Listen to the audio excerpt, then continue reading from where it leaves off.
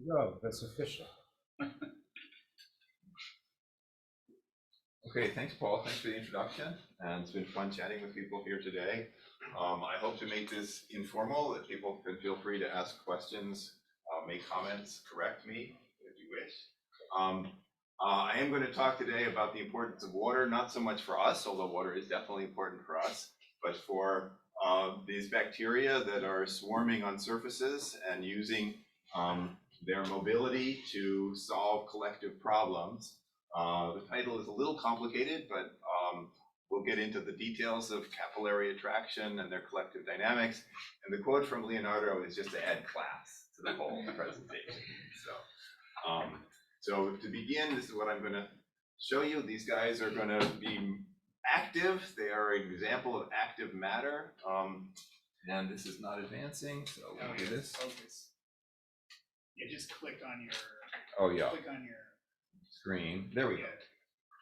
So yeah, it may be a little bit hard to see, but if you squint there, you can see individual bacteria. But what they're doing is not at the level of individuals. They are doing things very collectively. In this case, you'll see this movie again. They're solving the problem of what they do when they run out of food, and they want to get together, and they form these protective bodies called fruiting bodies to protect their spores so that they can survive to hunt another day when there's more food and more water available to them. This is the team. We had great interactions with experimental, it's Josh Shavitz and his group at Princeton, and some fantastic young theorists who made all of this possible. So what I'm going to tell you today is a brief introduction to active matter, which is a really exciting field, and one of which I am only a dabbler, but I've dabbled in particular in regards to this organism, Myxococcus xanthus, which is definitely doing active matter things. My group is doing theory and modeling, and so we're focusing on understanding what's happening via modeling. And one thing that we have been pushing for some time is that on the scale of these bacteria that are a few microns long and less than a micron wide, water forces are super large and super important. And trying to understand what they're doing requires that you understand how they interact with water.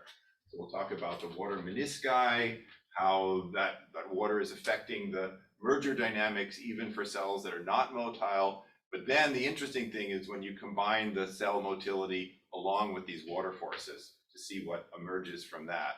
I'll talk a little bit about what happens at large scales, and in the end, time permitting, tell you a little bit about our plans and summarize.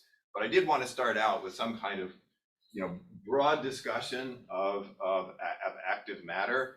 And active matter is something that you are familiar with in some contexts, not necessarily professionally, but you go out in nature, and here are some examples of active matter. Here's a flock of birds, a school of fish, a swarm of insects, and some ants doing crazy things.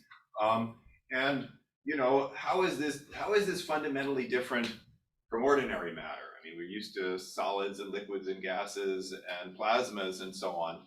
And while this might look, like something that could be a gas and so on, there is a difference, which is that there's energy being input at these microscopic scales. So unlike even complicated matter systems like turbulence, where energy is being put in, that's being put in at the larger scales and sort of spontaneously propagates down to smaller scales. Here it's the other way around. The energy is being put in by the bird flapping its wings, or the fish, flapping its tail, the insects or the ants crawling around. And that does give rise to behaviors that are distinct from what one sees in ordinary equilibrium matter. There's lots and lots of people, and physicists included, thinking about this, trying to understand it, trying to understand how it differs in terms of its macroscopic properties and how the microscopic properties give rise to macroscopic properties. And I think this is a field that really has some legs. There's interesting things to do here. So what can we say anything about it? Well, it's odd to me that you described that in terms of energy input and not control. There's people in mechanical engineering here who work on these kinds of systems, and they think of it as a control issue, that there's like intentionality and control of by Do you think that the energy input is the small scale energy input is the main thing here? I guess if I had to do this over again, I would probably add the word control, given that that makes sense. I mean, it's not the case that you just add heat. It's not like, the energy, okay, a particle and is just releasing some heat. That would not do this. There has to be something, that energy has to be put in some way that couples it to motion. And then there's the questions of, well, what do you mean by that? Are you, moving in a particular direction? How do you decide that? So I think that's totally, that's an important part of it as well. And I'm going to say a few more words. So, and it'll come close to, I think, your legitimate objection to just being energy. So here are some just examples of things that you would call active matter. Here is a keratocyte crawling around on a glass surface. Somehow the material inside of that cell is self-organizing, and energy is being put in at the microscopic scale of individual protein motors. Here is some cancer cell line that's spreading out, growing on a surface, behaving in a certain way. And here, at an even larger scale, are sheep. So these sheep are being herded by sheepdogs into that pen over there.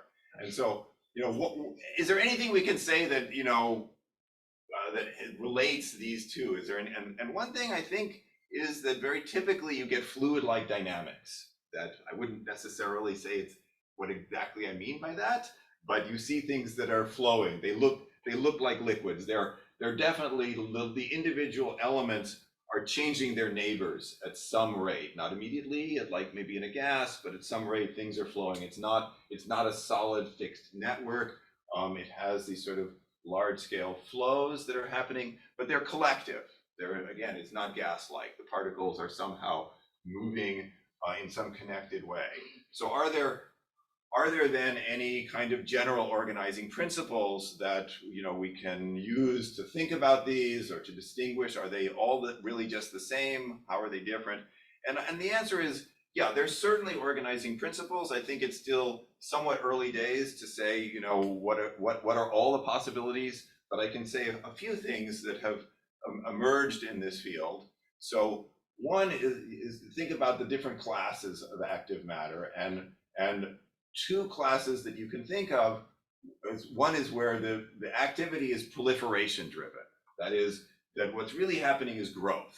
And that's very characteristic, that's very, maybe specific to living systems, although, there are non-living systems where you could have growth, or things like Paul works on that are sort of on the interface between living and non-living, where things grow. But living systems definitely grow. So here's some bacteria that are growing on a surface. They're spreading out, they're developing stresses as a result of their differential growth, and those stresses lead to wrinkling patterns that may have significance to the biology. Sort of similar bacteria now growing in a different dimension. We're just physicists. Dimension is, of course, a very important thing. You get qualitatively different behavior, even though the bacteria are similar. Their growth patterns are very different in 3D than in 2D, but it's all just about growth. They're not moving except for the fact that they're growing.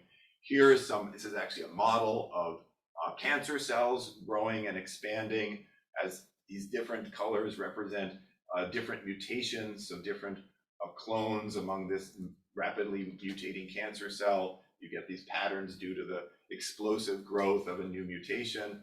And here at an even larger scale, these are plankton viewed from space.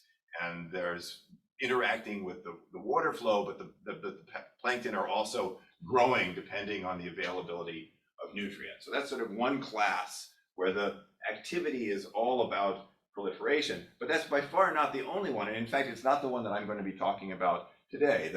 The other class is where the activity comes from motility. This would be this, that there's something, the bird, it's flying and it's flying in a particular direction. It's deciding on that direction, or the ant is crawling. And so there's definitely also, non-living examples of this. These are some beads that actually move in a directed way for various, physics reasons. and you can get them to phase separate. Basically, in this case, because they reorient relatively slowly to the rate at which they're colliding, so that before that they can, reorient after a collision, more beads come in and surround the old ones, and you get this motility-induced phase separation. In this case, they end up with a non-aligned states of the system, but there's very different behavior if you end up, for example, with the birds. The birds are not forming a cluster here because they all ran into each other and got stuck. They are aligning themselves. So this bird right there is looking to its left and it's looking to its right and to its front and deciding how to fly based on where its neighbors are and how they're flying. So you have these polar collective motions and flocking.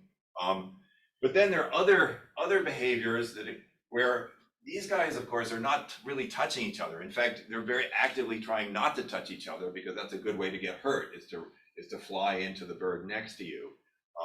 Whereas at the microscopic scale, we have active matter that is this class of active gels, where you have some kind of objects like microtubules or actin fibers, some kind of rod-like things, but they're actually connected to their neighbors. And the activity is based on motors that either pull them together or push them apart, giving you extensile gels, contractile gels.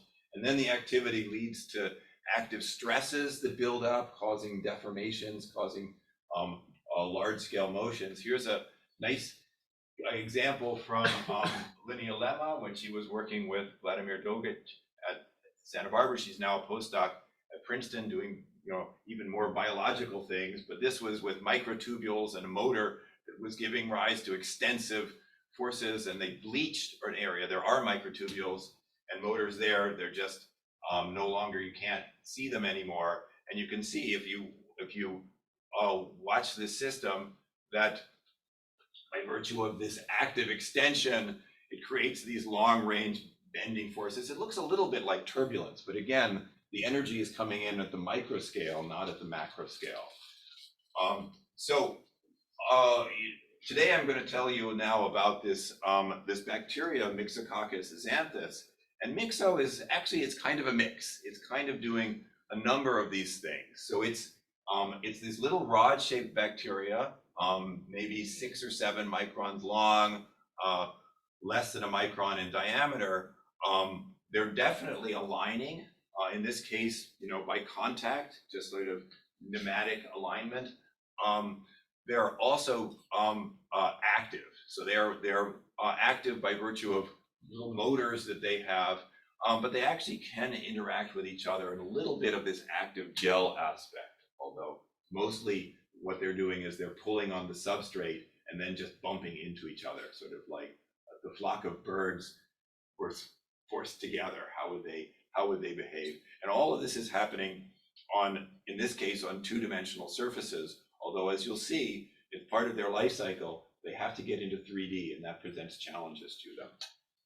Again, I'm happy to answer questions, but if not, I'm gonna push ahead, and basically the rest of the day is going to be about Myxo and how their activity helps them solve the problems that they face in living. And one of the problems that they face is getting food. Yeah, there's a question. Professor, what causes the regions where the bacteria seems to be excluded? Yeah, so these are transient. So these holes, open up and then close up. This is really nothing special about this particular region. These guys just haven't completely reached confluence yet. But you will see in a moment why it's not entirely surprising that there's no individual bacteria in the middle, and that very much has to do with the fact that they're dealing with water forces here that are helped. Okay, so what does Myxo do? How does it make a living? It makes a living by eating other bacteria.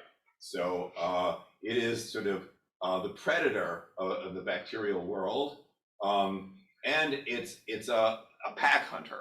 So it's like wolves or something like that. They don't do very well on their own because what they do is they make enzymes, things that kill other bacteria, and then they feast on what comes out of these bacteria that are split open. But even one of these Myxo can't make enough of these chemicals to kill the victims. Sort of like the one wolf has trouble hunting down the deer, but the pack of wolves is successful. So they really do everything collectively.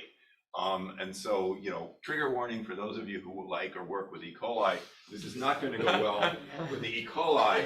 So here they are, the Myxo and the E. coli are next to each other, and then you'll see a lot happen here. So they're just sort of spreading out, a little bit of motion, and then they hit the E. coli, and then some stuff starts to happen. So instead of just kind of randomly spreading out, you'll see these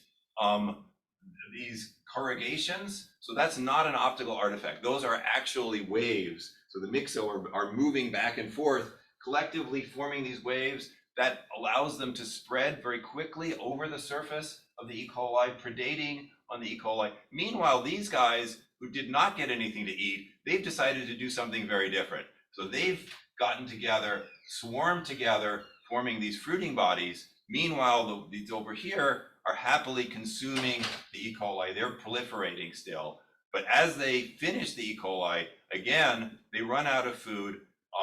They form the fruiting bodies, which are going to form spores, which are sort of very long-lived, compact versions of the bacteria that can eventually then spread out, you know, survive for months or years until things get better.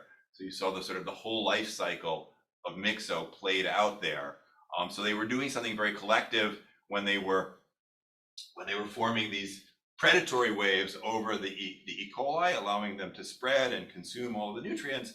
But then they were doing something else very collective to get together into these fruiting bodies where they would collectively protect the spore. So they're doing, and they need to do this because if they're going to survive, they'd better form somewhere else a whole bunch of Myxo, because again, one Myxo can't survive. So they're hoping that they'll find some other place where a spore, you know, will get picked up by an animal carried far away, and will allow a whole, you know, wolf pack of Myxo to come back out to predate on some other poor, unsuspecting E. coli. What was the actual time scale for this video? This is days.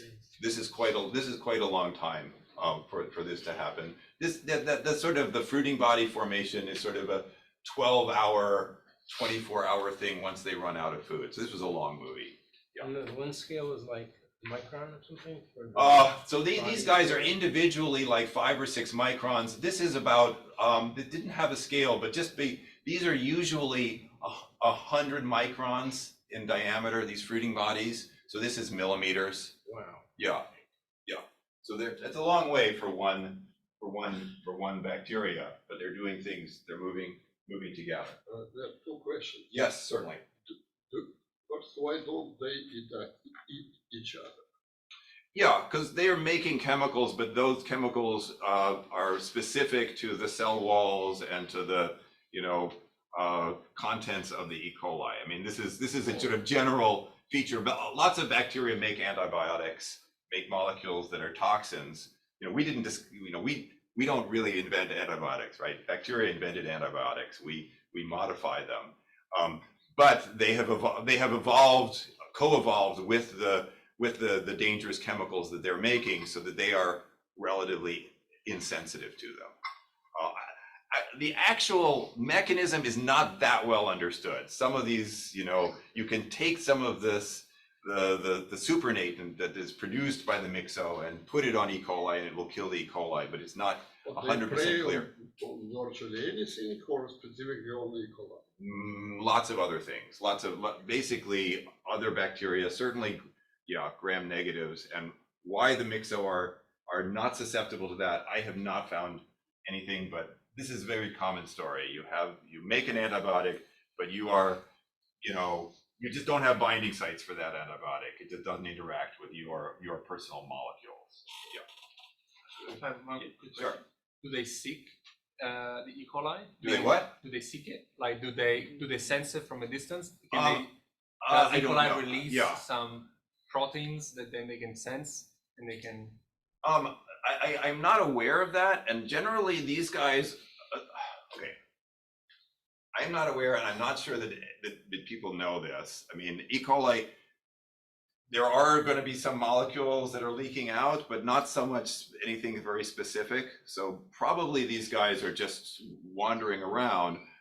Once they start digesting, then there's food around. And like almost all bacteria have a certain amount of chemotactic ability to move in positive directions. But these guys, mostly, they're just wandering around, and when they get to the food, then they're just adjusting small things, like you'll see in a moment, they reverse, and changing the rate of reversals changes their behavior. This is one of the things about the active matter, that the emergent behavior is quite sensitive to details of the activity in a way that sort of ordinary matter, it's more unusual that you get like a phase transition. You really have to change things a lot to turn a liquid into a solid, whereas a little bit of change of the activity in active matter, and you can get big changes in the behavior.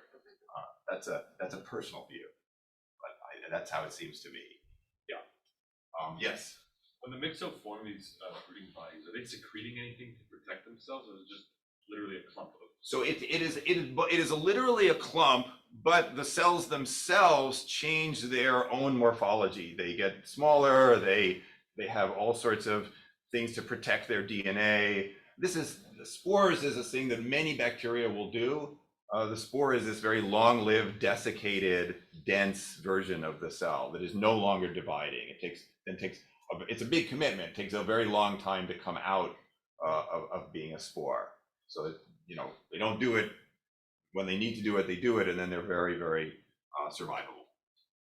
Yeah. Is the Myxo gram positive or gram? No, it's gram negative. Yeah, like the E. coli, which means that it has the two membranes, including an outer membrane. Oh, okay. I'm going to push on for a bit because there's some stuff that we can say about this. But okay, so what's happening that is allowing them to do all of this motility? Well, okay, sorry. So here's a fruiting body, just electron micrograph from Dale Kaiser, who's one of the heroes of this field, showing you that here, this is 72 hours. So that's setting a time scale. It's a few days in this case, for them to go from perfectly happy, sort of swarming around on a plate, to eventually forming this very robust fruiting body. Okay.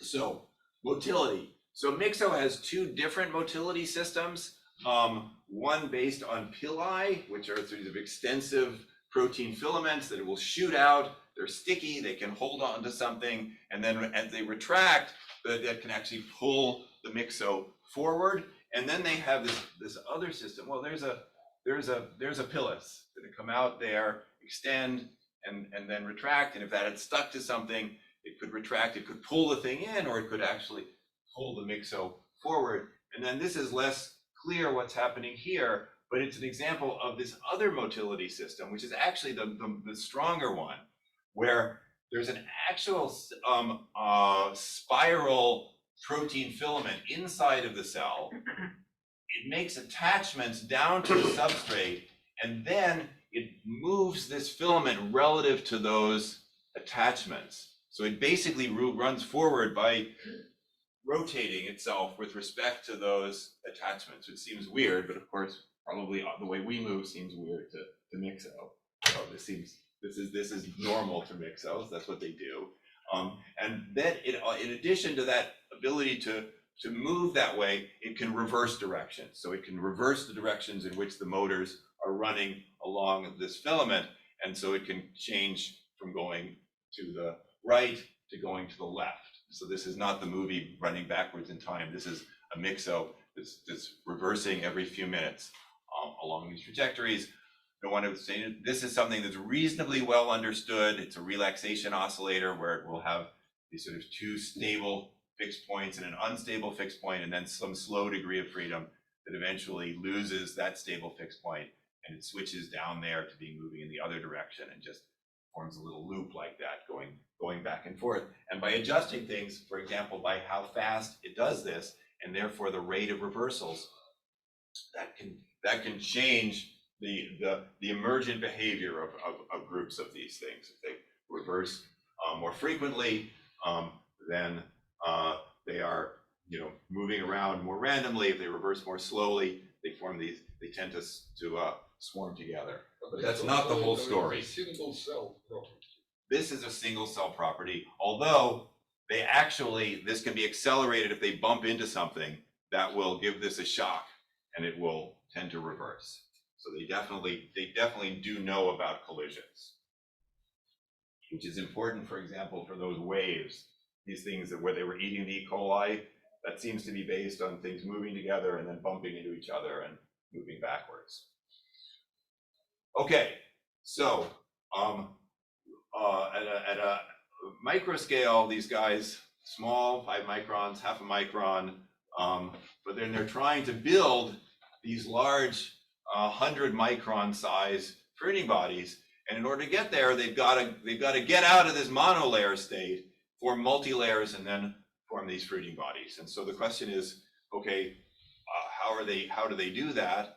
They definitely do it, and they become things that are even visible by eye. You go out, maybe you don't have any woods around here, but you have Central Park. Somewhere in Central Park, you look in the moist earth, you'll see things like that, and that is either Myxo or its relatives forming their fruiting bodies, waiting for things to get better. So, so let's look at this. Here's this movie again. Here's this is the gel surface that they're swarming on. Here's a monolayer, first layer. Then there's a second layer at this moment. And if you look at what happens, there's quite a lot of motion going on. But you'll see that there's another layer forming somewhere around here. There's another layer that forms, and it's again sort of collective. It wasn't like one cell came out and wandered around. It just, this layer came up. And as this goes on, you get more and more layers, eventually forming this fruiting body, depleting the monolayer, and eventually coming together to form this fruiting body. And so, insofar as they're just crawling around on these surfaces with relatively weak interactions among the cells, the question is, what keeps the cells together? How are they doing this? As opposed to, if you thought of this as just individual agents moving around, you might have thought that they would just move around and stay in a monolayer, or just randomly have multi-layers on occasion, but that's not what they're doing. So what's going on? And you can get some insight to this by looking. You can learn a lot you can see a lot by looking, right? And so here's from Josh Shavett's group looking closely at these guys, and you'll see that here's the Myxo, and I hope you can see that there's sort of a halo around it. That's not an imaging artifact. That's a little meniscus of water. So the cells are hydrophilic. They like to have water on them. And then in order to minimize the water energy, there's a little bit of a meniscus of water around the cells. And this is a wet substrate. This is agar, which is basically a hydrophilic polymer, which has just got a certain amount of water inside it. So if you look at these guys, you'll see that these menisci are there, but look what happens when they touch there, right? So the menisci, the water menisci, when they finally touch each other, those cells got sucked together. And that's, our picture we've been pushing for a long time is that that's pretty important for these guys. When those forces that pulled those cells together were larger than any of the forces that the individual cells were able to exert. Those water forces were quite strong on this scale. So, and that helped. If they try to get apart, the water sucks them back together. So water is playing a very important role in what kind of things these cells can do, and what can an individual cell do versus a group of cells. So what you probably understand already is that this is really just physics, right? You have water, you have a certain surface tension of water, and you have a certain energy per unit volume to pull water out of the substrate. This is wonderful hydrophilic polymers, so the chemical potential of water lower there than here. But if these cells have a surface that is essentially a boundary condition that is always going to be wet, then the water, to minimize the total water free energy, is going to form some kind of structures like this. And clearly you can get a lower water-free energy if you can bring those cells together. You need less water surface and you need less water volume pulled out of the substrate. So, so water is pulling those cells together. If the cells are trying actively to move apart, the water is resisting that. So, and if the cells are not able to push hard enough against the surface, the water will keep them from splitting up. It will hold them together in groups. So pretty straightforward. Water, we understand a lot about water. You know, we know its surface tension. We know there's an energy per unit volume due to the osmotic pressure. This is the free energy of the water around this cell-like spherocylinder. We can tell you exactly what the water should look like around that. This is what it should look like. And there's a characteristic length scale that emerges, which is the capillary length, which is just the surface tension over the osmotic pressure, telling you, you know, how, over what length scale will the water relax from the top here down to joining the substrate. And so the lower the osmotic pressure, the more available the water is, the longer this length will be. You have very, very little extra surface if you have a very long length, because you had a surface anyway. And so this will be very little. On the other hand, if it's hard to pull water out, you'll have something that's very, very tight around the cell. And so you'll have paid more surface, but the benefit will be that you haven't had to pull much water out of the substrate. And yeah, good. So we can measure that. Actually, we mean Josh Shavitz and his group, and this is the experiment, and there's a theory curve there, which is you know, about one fitting parameter. The nice thing about all of this water stuff is there's nothing not known about it at this level. We know how water behaves, and so you can do experiments. And Josh is very clever, trying to do experiments here rather than trying to play around with the cells or the agar. You just use gravity. You say, well, if it's water, I connect the water here to the water there. Then if I sit around for a few minutes, these come into equilibrium, and the water chemical potential here has to equal the water chemical potential at the surface there, because water can exchange. And so all I have to do is move this thing up and down in gravity to give a controlled change in the water chemical potential, the availability of the water. Yeah. This might be a silly question, but how does the cell guarantee that it's always in water as opposed to in some dry It can't guarantee it. It's got polymers on its surface that are extremely hydrophilic. So those are going to, you know, there's a very strong free energy drawing water from wherever it is to wet those cells. That doesn't mean that you couldn't put this cell in an oven and, you know, dry it out, right? But as long as there's some reasonable availability of water, the cell surface will be wet, and then and the rest is just free energy minimization. Sure. So really, there's another term in that free energy expression, which is about the surface of the cell, but you just set it to infinity. That's exactly right, and and you know, nothing is really infinity. There are circumstances where, you know, that will de-wet, but for all of the stuff we're talking about here, water isn't available enough that it will wet those surfaces.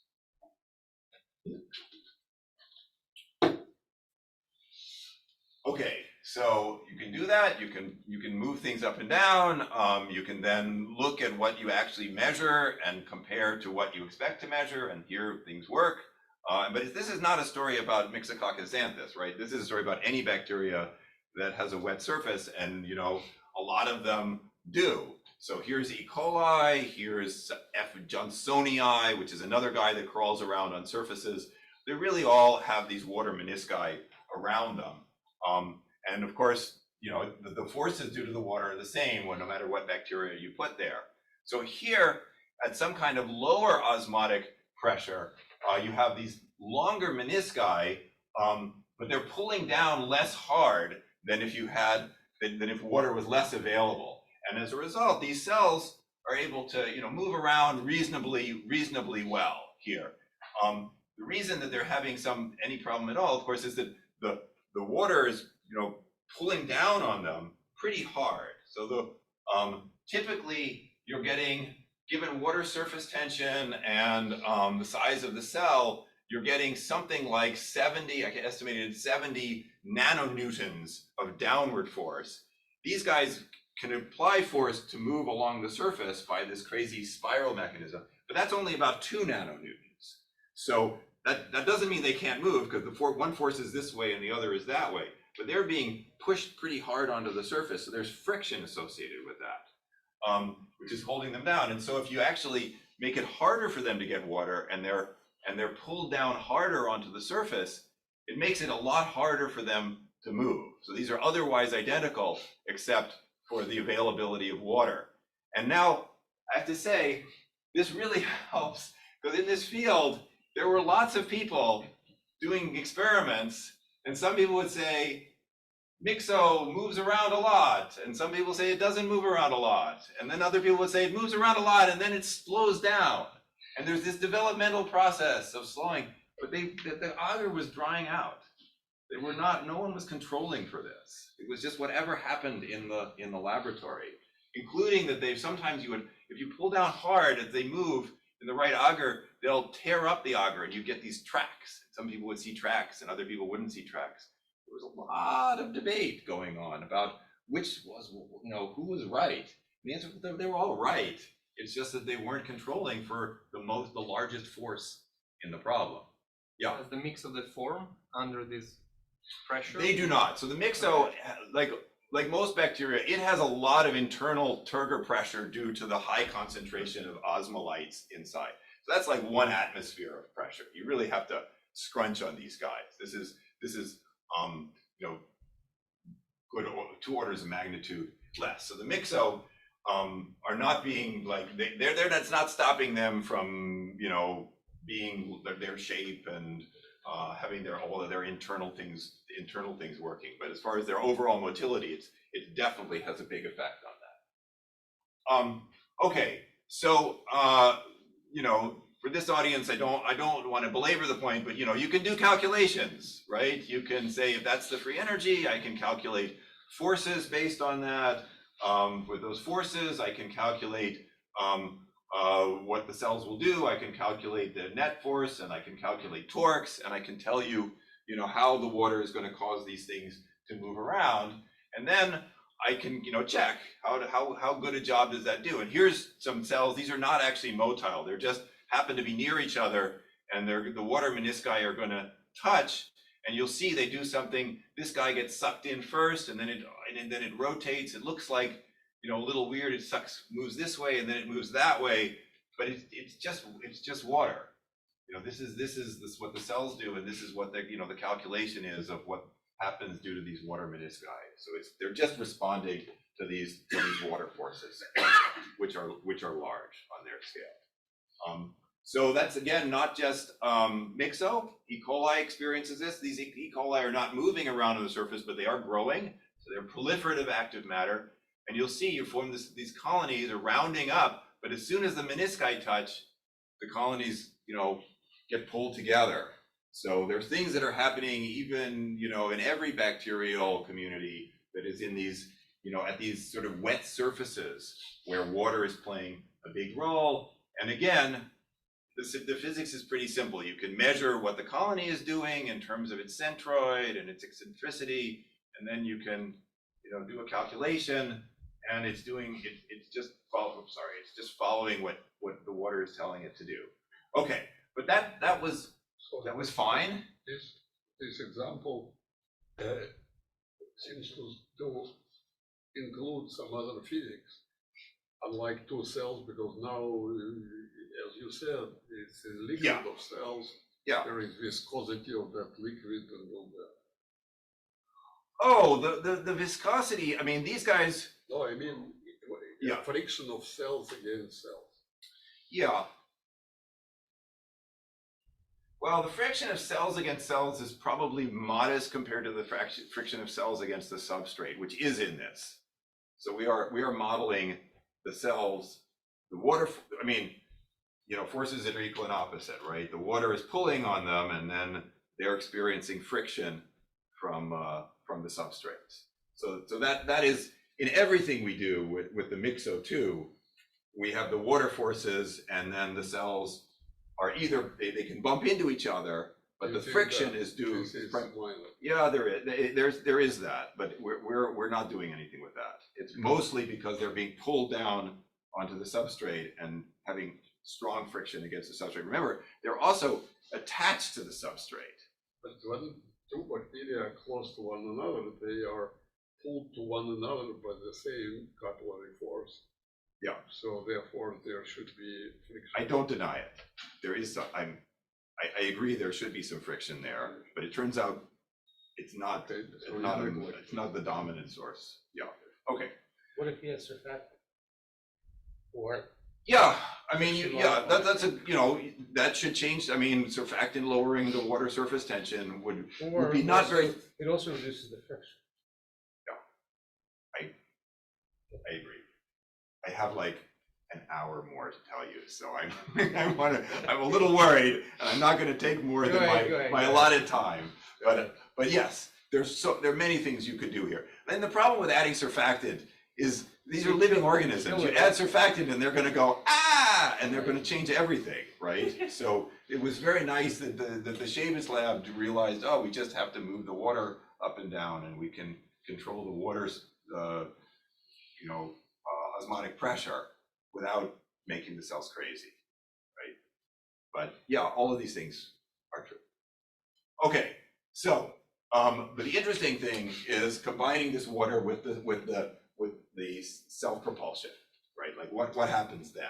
So now, in addition to the water forces, we just have these guys also propel themselves, and we're just going to keep it simple. We're going to say that they just have a direction, and they can push against the substrate and move, and they have, as I said, they have friction. And now, with this movement, you can get them to merge.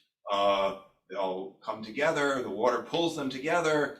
If they're trying to move apart, even if some of them are pushing one way, trying to move one way, and some of the others, the water is able to pull them back together. So their behavior is now very much dependent not just on their motility, their shape, and their collisions, which are important, but also the fact that they're always being influenced by these strong capillary forces. And so what does that do? Well, it gives rise to different phases. So here, with a lot of water, these are all the same initial conditions, a lot of water. I have guys that are not reversing very much. I have guys that are reversing more, and I have guys here where the water is very low availability. And if you look at this, this is it's a little choppy, but they're going to do different things, right? With a lot of water, it's just a gas. They actually align by collisions, so it's not exactly a gas, but it's still more or less. These guys form these polar flocks, and with more reversals, they form streams. And if you have too much water, too little water availability, so the water forces are super large, they round up into droplets and they get stuck. And so you have different emergent phases when you have the interaction of self-motility and capillary forces. And so, is this stream a finite size effect?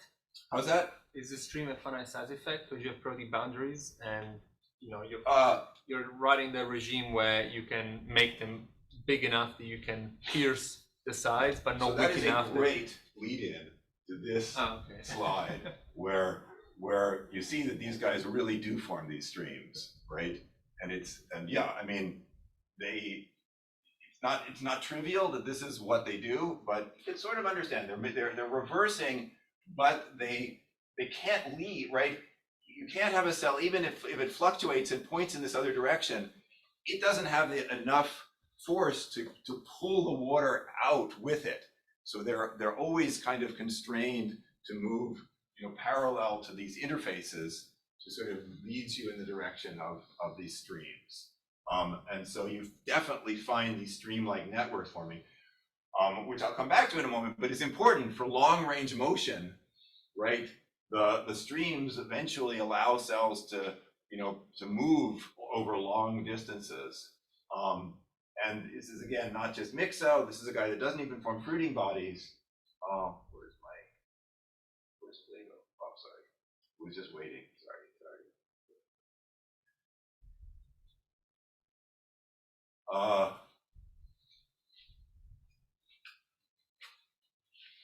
to see flavel. Okay, we don't need to see. Flavel looks like Myxo. I'm sorry about that. It's fine. And then you look in experiments, and indeed you can find these different phases. So they're non-reversing. They form flocks. A lot of water. It's more gas-like. You see streams. I showed you streams. They'll form streams in a bit. And if less water, they fail to form streams. They form these little droplets that more or less, grow to a certain size. But then the motility is so low because it's all moving trying to move in different directions that they actually stop coarsening. So we can think about this at large scales, and this is, I think, our somewhat speculative thoughts about streams versus droplets being important for these sort of large scale motions, because in order to form the fruiting bodies, you need hundreds of thousands of cells to come together, right, to form the fruiting bodies. So that's large, long range motion. So if I have the right amount of capillary forces, I form streams, which is sort of connecting across large regions, where you might have thought, well, you want to get things together, just make the water forces even stronger. But then what happens is they start to coarsen, but then they get stuck, right? Because they form this object, and now instead of sort of having these long range motility, this guy is basically just stuck there because the cells are all moving in different directions and there's no center of mass movement. So I think these streams are not just a sort of a laboratory, they're not a laboratory artifact, they're part of the whole life cycle of this. This forming of streams is a way of bringing the cells together. Is there a reason why they align? Why the polar heads align, where they all of the winds in direction? They're not. They're definitely reversing and doing. But you have a net flow. I don't understand how that works, but there seems to be, okay, I don't understand how it works. It does seem that what's happening is that the fruiting bodies at some stage become an absorbing boundary condition. And so you have things that are doing this, but at one end, they're getting absorbed. So you're doing this, but there's things that get to one end just get stuck. Is it physics, chemistry, or biology? I think it's physics. I think all of this is physics. I think it's yeah. Okay. Yeah. But I am it's a 20% chance that that's right, or Yeah. So returning to Shura's question, I mean, are they coating themselves in polyelectrolytes or of some sort and regulating their hydration that way? I don't know. As Is that far what as we the know, these are lubrication? always wet, but they are definitely covered with polymers. Like every bacteria is covered with some polymers. That's just a thing. But that could be regulated. It would be interesting to study these guys as you dry, ones that live in more dry environments or something. Are they investing more in their surface chemistry? I know essentially nothing about that. Were you saying though that these are like you're controlling capillary forces that you could control that externally the way Josh does? Yes. But can they control it themselves? Can they go from one? So they can't really control you could imagine them doing is, like, if you made mutants that didn't have these polymers and then were not wet, they would behave very differently. They would not be happy. But as long as they are just, sort of in this limit of sort of a boundary condition where there's an infinite energy penalty to drying out the surface, after that, the capillary length is just the ratio of the water surface tension to the osmotic pressure due to the substrate. So that's not based on the polymers from the bacteria. The polymers from bacteria are sort of shorter. That capillary length is just basically pure water that's been pulled out of the substrate. Yeah. The polymers are what? Just polypeptides sticking out? Usually they're long chains of sugars. Okay. Yeah. All right. Yeah. I mean, sometimes with some amino acids mixed in, there's a whole bunch of stuff that hangs off of the bacteria. I don't see a clock, so I'm a little Behind you. There it is. Okay, I think we're good. So anyway, I do think this is, these streams are potentially relevant for the long range motion of these guys, and it does depend on getting to the right range of, osmolarity, they stream. If you have too little water availability, they do this, and if you have too much water, they stay as gases.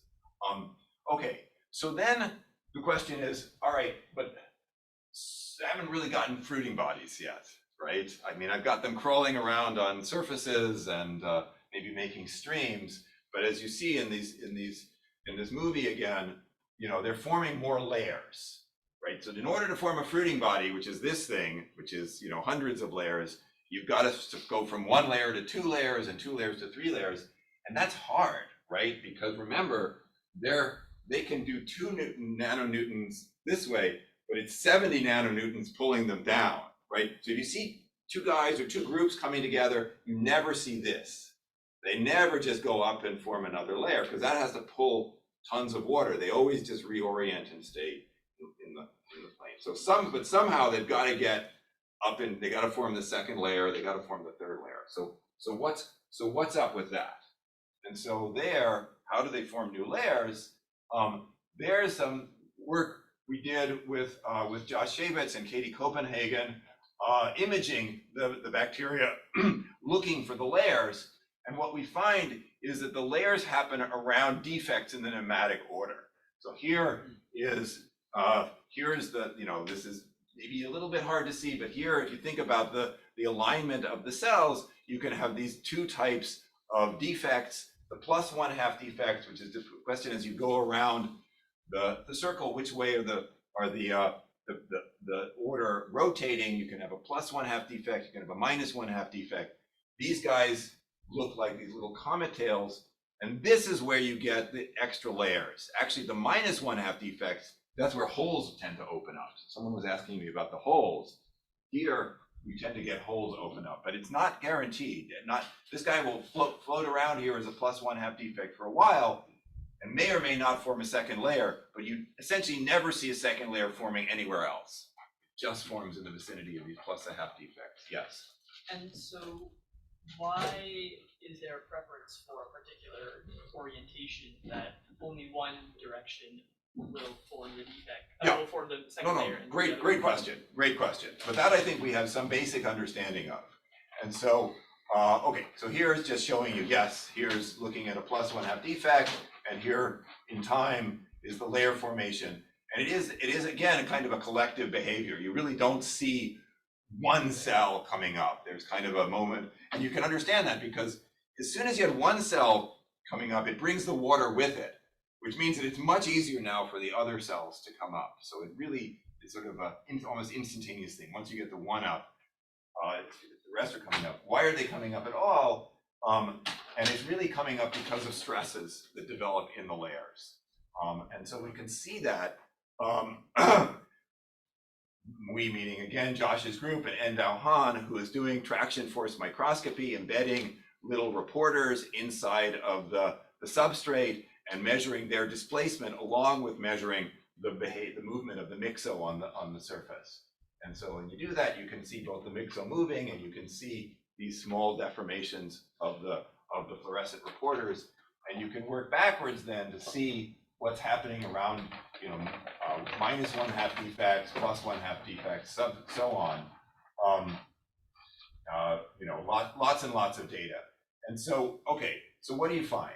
So what you find is that around these +1/2 defects, the net motion of the cell, now this thing, I'm sorry, I've reoriented it. It's now going in, the comet's going in the other direction.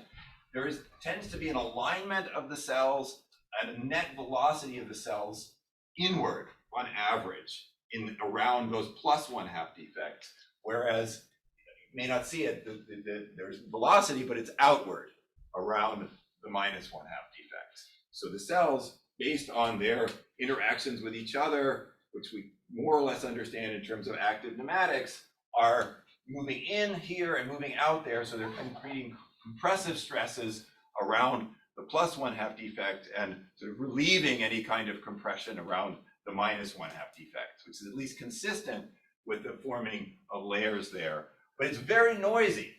This thing is very, very noisy. So if you look at what the traction forces are around these defects or around ordered regions, it's not like, you know, every time you get one of these, you get a very super high, you know, traction force. It's just that the tail is longer. So you have more fluctuations to be this highly compressed region around a +1/2 defect. And presumably it's when you really get out there that you're able to overcome this downward water force in order to form this second layer. And so we've been just beginning to do some modeling of that. I'll show it to you, but you know, I wish, you know, that my students had worked a little harder. No, they're fantastic.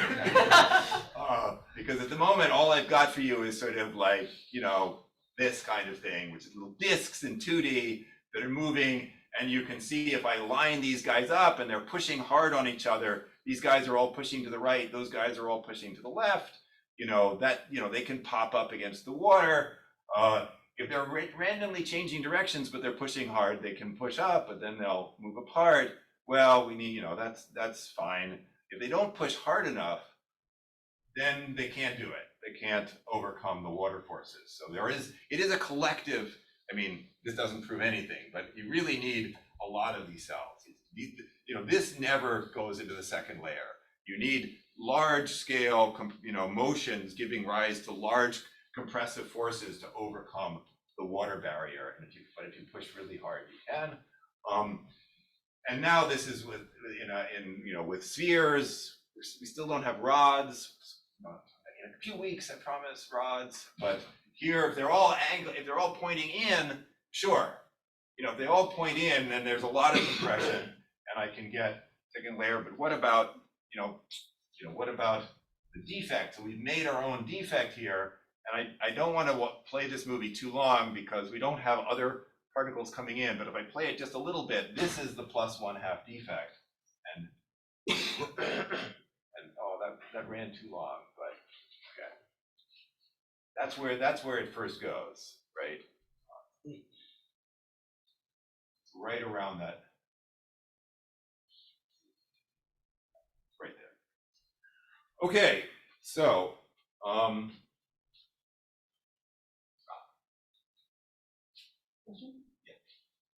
Sure. It's obvious that the water is not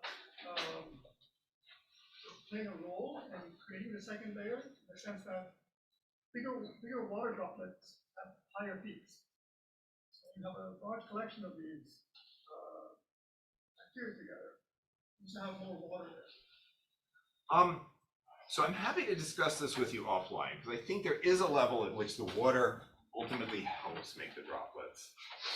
But I've also got -1 minute, so I'm going to take that with you. But I think it's a very interesting idea. All right, so we're interested in ultimately in looking at what's happening in like natural settings where there is this sort of, you know, water among soil particles. This is exactly where those guys live. Water is super important for them. So in summary, we have found that capillary attraction is going to form these groups. We can model this in a satisfactory way, yielding different phases, which I think are functioning importantly in different ways for the bacteria, and giving rise to, you know, the large scale behaviors emerging from the combination of motility and these water forces, ultimately giving rise to these fruiting bodies. So thanks to the people who did the work, and thanks to our funding, and thanks for coming today.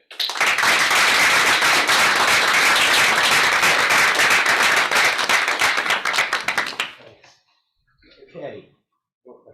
Yeah, so you told us a bit about the ratio of the forces that a single cell can create versus the force you need to get popped up to the next level. Yeah. And it was something like 35, a factor of 35. Yeah. Does that set the size of the smallest cluster that can pucker?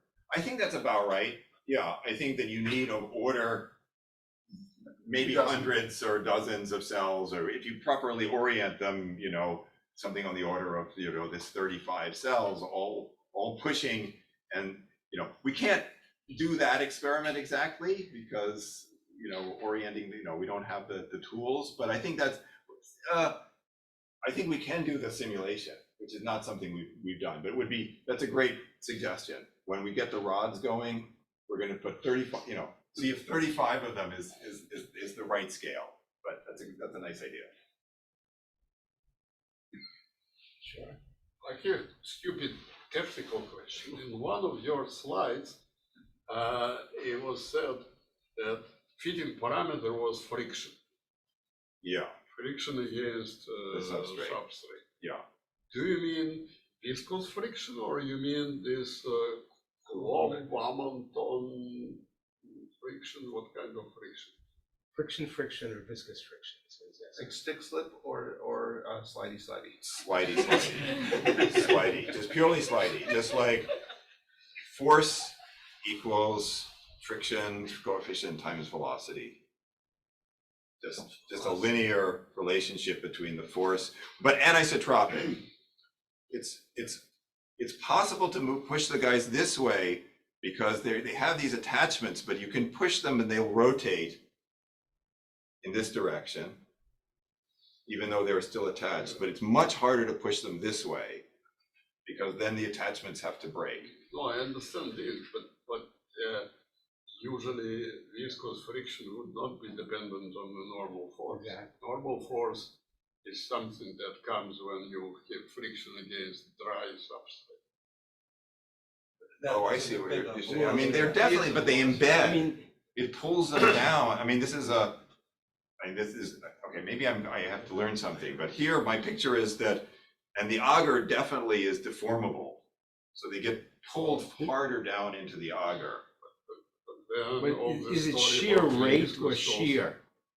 Is it strain or rate that determines what the force is? Is it shear rate or shear stress? Or shear? It's the velocity relative to the substrate. Yeah. It's just the velocity relative to the substrate. That's viscosity. Yeah, that's viscosity. That's viscosity. That should not depend on the normal force. Yes. Okay, well, experimentally, for sure, it does, right? Their ability, their velocity, they're the same cells, and you know, So it's with the friction same like motors. this, right? It's friction like that, but I'm being pulled. I mean, I'm being pulled down the force harder. that you get from this doesn't depend on the shear rate, right? It just depends on the normal force. Doesn't depend on the velocity. For fluid, it doesn't depend on the normal force. No, but it's, I mean, they're making you know, it's complicated, right? They're making attachments, right, that are forming and breaking all of the time. There's an emergent viscosity. Yeah. I mean, we've done other experiments where you have a cell on a surface and you flow water over it, and it slides along the surface with something that looks exactly like viscosity. But I agree, what's happening microscopically is complicated. There's little sticky things that stick and stretch and then break. You know. It's interesting to understand Okay. better. Okay. Is this part of our biome? Mixo. Yeah. No, you don't. No, you don't need, unless you've been going out and eating dirt. Yeah, I was wondering that actually. Yeah. Similar question in that vein, is it dangerous to handle, or how do you dispose of samples after if you need to? These guys are dangerous to other bacteria, not to people. Yeah, there are no particular rules for dealing with mixo. Yes.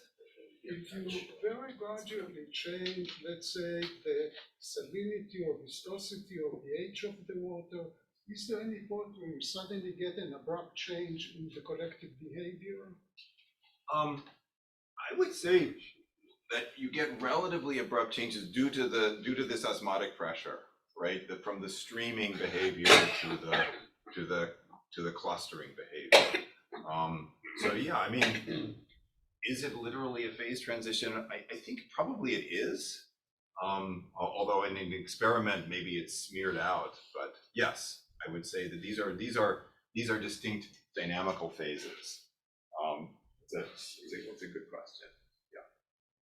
You have a naive question. On your last slide, I think, Yeah. you show this animation where the spheres will stack from the Yeah. defect. then it seemed like they all congregated at like the. Well, what we didn't have was, at that point was, I mean, we're working on it, but like something to keep the monolayer present. So as soon as they started to stack, they relieved the pressure. Right, yeah. So what really happens is you have the monolayer is very, very large. So even if you have the +1/2 defect and you have something goes up here, It'll get filled in. it gets filled in. Yes. Yeah, so we're working on that. But that's a good observation. Yeah. So it seems like I'm an astronomer, so I think about things very differently. It seems like the kind of approach here is to assume that you can write down the basic rules. Like that argument about viscosity was very interesting to me, or about friction, because there's a number of different frictional rules you could write down. Yeah. You wrote one down more or less out of your ass, and it did a pretty good job of explaining this. But it seems like the approach here is to write down the basic terms and then ask whether you can explain the macroscopic phenomena. But is there an equally important thing going on where you take the macroscopic phenomena and ask what that means for the micro properties of the cell? Yeah, I mean, I think we do both. I mean, I would say, I would say that, you know, we were looking at these movies for a long time, and I was saying, you guys aren't paying attention to the water. Look at them.